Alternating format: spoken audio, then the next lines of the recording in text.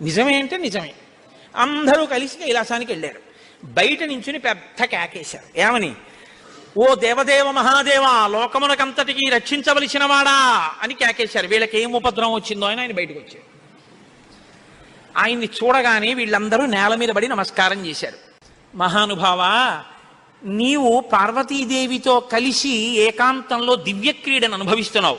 మీ ఇద్దరికి బిడ్డ పుడితే దుస్సహం, మేము తట్టుకోలేము. అందుకని నీ తేజస్సుని నీ తేజస్సులోకి అణిచేసేయి, ఆమెని ఆమె తేజస్సుని ఆమె తేజస్సులో అణిచివేయమను. మీ ఇద్దరూ ఒకరి పట్ల ఒకరు ఇటువంటి ఆభిముఖ్యం పొందకుండా తపస్సు చేసుకుంటూ కూర్చోండి అన్నారు.